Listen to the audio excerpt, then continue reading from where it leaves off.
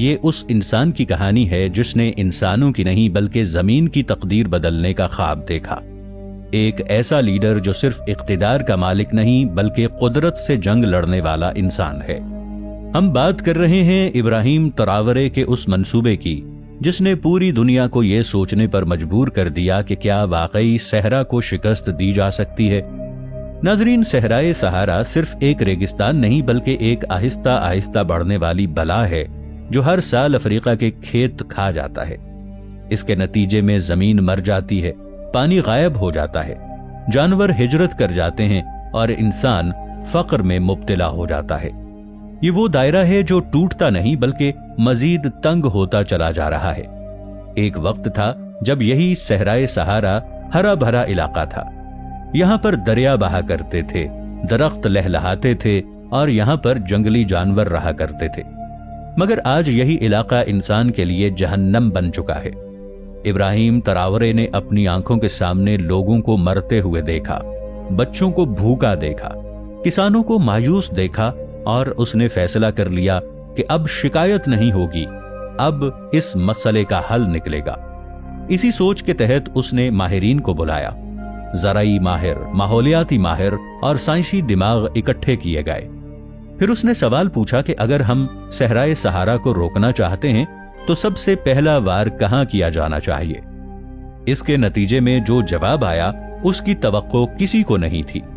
ماہرین نے کہا کہ زندگی پانی سے نہیں شروع ہوتی، زندگی درخت سے نہیں شروع ہوتی، بلکہ زندگی مکھی سے شروع ہوتی ہے، کیونکہ جہاں مکھی نہیں ہوتی وہاں درخت پیدا نہیں ہو سکتا، اور جہاں درخت نہیں وہاں انسان کا بچنا ممکن نہیں ہے۔ یہاں سے اس سوچ نے نیا رخ لیا۔ اب صحرا کے خلاف جنگ بندوق سے نہیں بلکہ مکھیوں سے لڑی جانی تھی، لیکن حقیقت بہت سخت تھی۔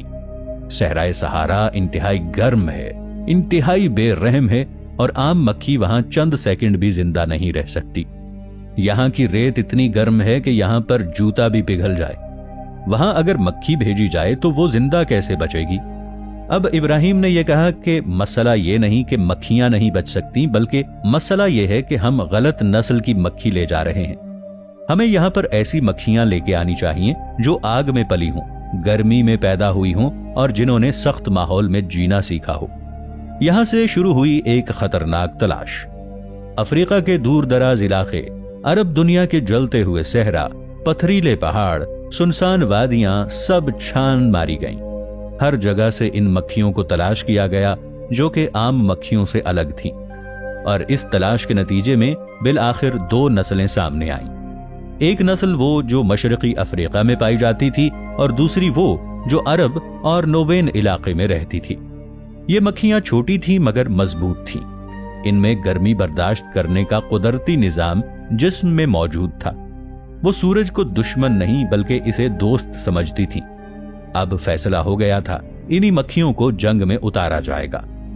لوگ اس نئے کام پر ہنس رہے تھے، صحافی اس کا مذاق اڑا رہے تھے، تجزیہ کار کہہ رہے تھے کہ یہ تو پاگل پن ہے، مگر ابراہیم نے ان سب کی پرواہ نہیں کی۔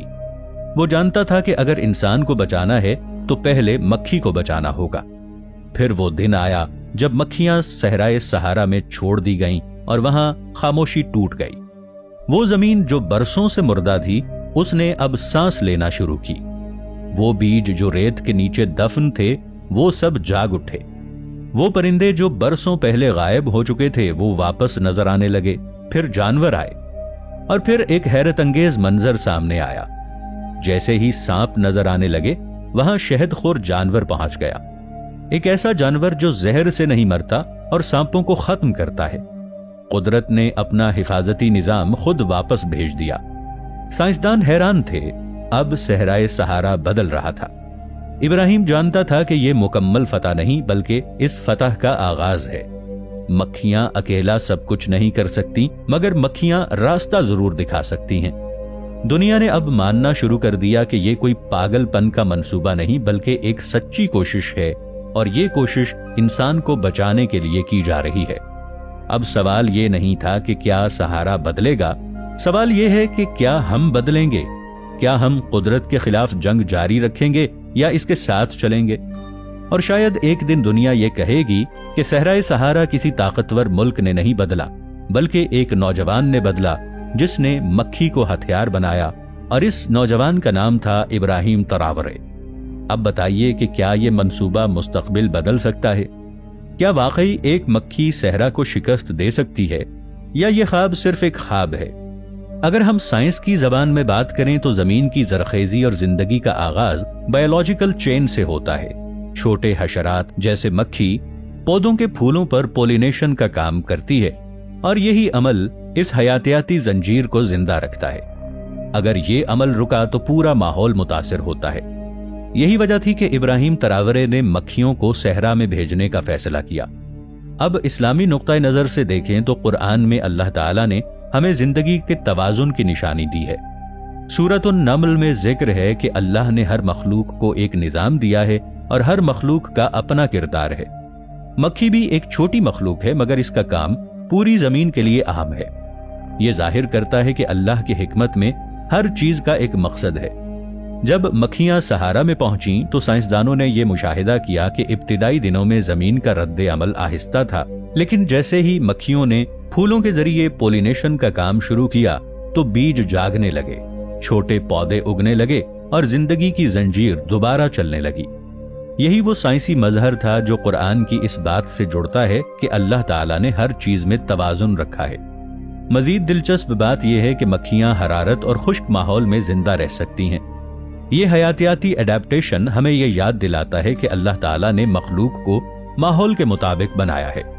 قرآن میں سورہ جاثیہ کی آیات میں بھی اس کا ذکر ہے کہ زمین اور اس کے ماحول کو پیدا کرنے والا اللہ تعالیٰ ہے، اور ہر چیز کی طاقت اور صبر اس کی تخلیق کا حصہ ہے۔ پہلے ہفتوں میں ہی پودوں کی بڑھوتری کے ساتھ پرندے واپس آنے لگے، پھر چھوٹے جانور نمودار ہوئے، اور آخر میں انسانی بستیاں دوبارہ فعال ہو گئیں۔ یہ دیکھ کر سائنسدان حیران رہ گئے کہ ایک چھوٹی مخلوق نے کس طرح ایک مردہ صحرا کو زندہ کر دیا۔ اس کہانی میں سب سے اہم سبق یہ ہے کہ اللہ تعالیٰ نے ہر چیز کو ایک مقصد دیا ہے۔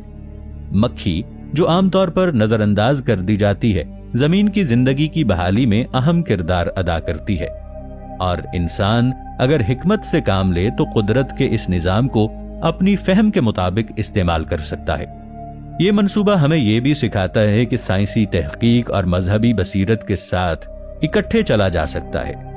جب ہم سائنس کو سمجھتے ہیں اور اللہ کے نظام پر ایمان رکھتے ہیں تو ہم ایسے منصوبے تیار کر سکتے ہیں جو نہ صرف انسانوں کے لیے بلکہ زمین کے لیے بھی مفید ہوں۔ دوستو، اب وقت آ گیا ہے کہ ہم دیکھیں کہ ابراہیم تراورے کا یہ منصوبہ آخر کار زمین اور انسانیت پر کیا اثر ڈال رہا ہے۔